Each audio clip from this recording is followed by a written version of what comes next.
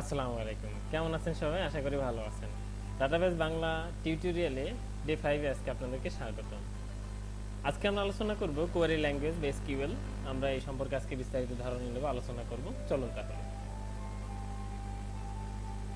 DBMS, D for data, B for base, M for management, S for system, database management system. এটা সম্পর্কে আমরা পূর্বের যে video আছে সে সম্পর্কে একটা ধারণা নিয়েছি যে ডাটাবেস ম্যানেজমেন্টটা কি, কিভাবে কাজ করে এগুলো। তো চলুন তাহলে আমরা দেখি।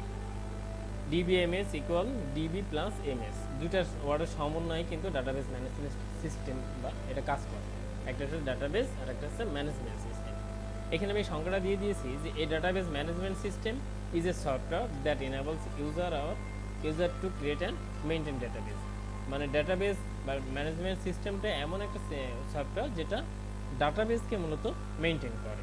সে আমি বাংলার পাশে দিয়ে দিয়েছি, কারো বুঝতে সমস্যা হলে আপনি এটাতে বুঝে নিতে পারেন যে একটি ডাটাবেস ম্যানেজমেন্ট সিস্টেম এমন একটি সফটওয়্যার বা ব্যবহারকারীকে যেটা ডাটাবেস তৈরি এবং বজায় রাখতে সক্ষম করে।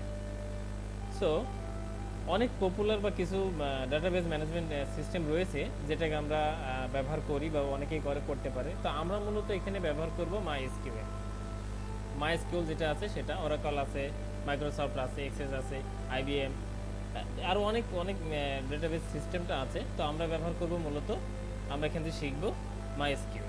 ওকে, ডাটাবেস ম্যানেজমেন্ট সিস্টেমটা কি, কিভাবে কাজ করে একটু আমি ব্যাখ্যা করার চেষ্টা করি। সেটা হলো যেমন ইউজার প্রথমে কিউএল বা কোয়েরি করবে এবং সেটা ডাটাবেস এই সফটওয়্যারের মাধ্যমে, ডিবিএমএস বা এই সফটওয়্যারের মাধ্যম দিয়ে আমরা ডাটাকে এখানে ইন করতে পারবো, আউট করতে পারবো, ক্রিয়েট করতে পারবো, ইনসার্ট করতে পারবো। এগুলোকে আমরা মেনটেন করি। ডাটাবেস যেটা আমরা ডাটাবেসের যে মূল জায়গা রয়েছে সেটাকে আমরা মেনটেন করতে পারবো।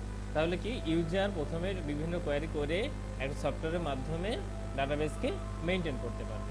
ইউজার অ্যাপ্লিকেশন, প্রথমে অ্যাপ্লিকেশন অ্যাপ্লাইটা আপনার SQL বা বিভিন্ন রকম যে অ্যাপসগুলো আছে সেগুলো ইনস্টল করবে, তারপরে সেগুলো সফটওয়্যারের মাধ্যমে সেগুলো ব্যবহার করে আপনাকে ডাটাবেস সিস্টেমটা ম্যানেজ করতে হবে বা মেনটেন করতে হবে। এখানে আরও অনেক অনেক কোয়ারি বা অনেক কিছু থাকতে পারে, অনেক সফটওয়্যার বা এক এক জায়গায় এক একজন এক এক রকম ব্যবহার করে এগুলো ম্যানেজ করতে পারে। তো মূলত এটাই হচ্ছে মেন।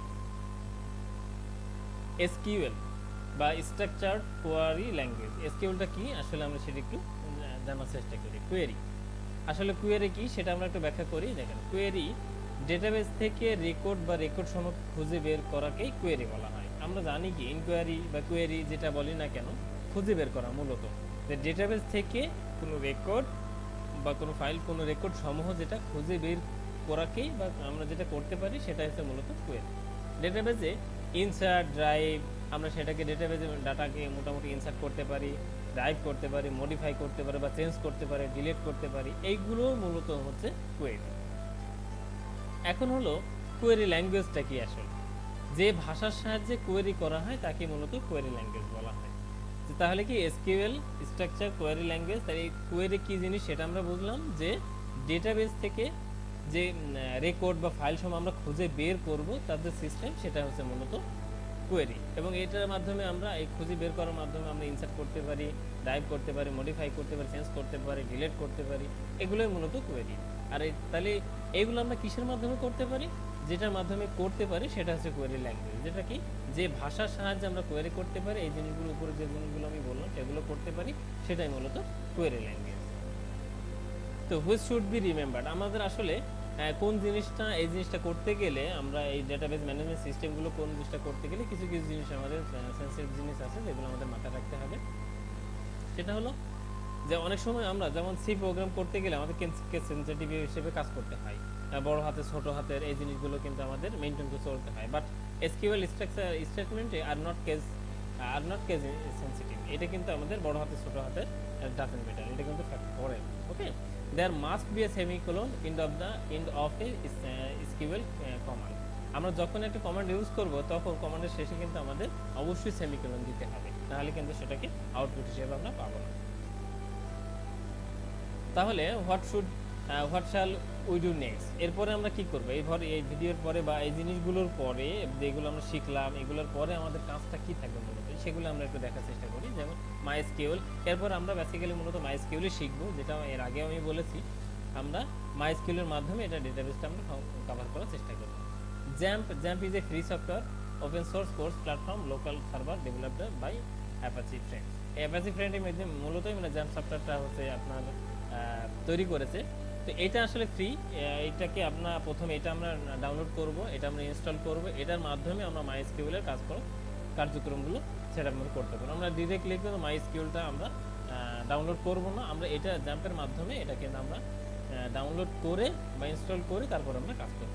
জ্যাম্পের আমি কিছু ওইগুলো দিয়ে দিয়েছি, যেমন হচ্ছে আপনার কিছু অ্যাব্রিভিয়েশন দিয়ে দিয়েছি, যে ক্রস প্ল্যাটফর্ম, জ্যাম্পের এক্স, অ্যাপাচির এ, MySQL এম, পিএইচপির পি, তারপরে আর হচ্ছে পি, এই জিনিসগুলো জাস্ট দিয়ে দিয়েছি। এগুলো না বুঝলে কোনো ব্যাপার না, এগুলো জাস্ট দেওয়ার জন্য দিতে হয়।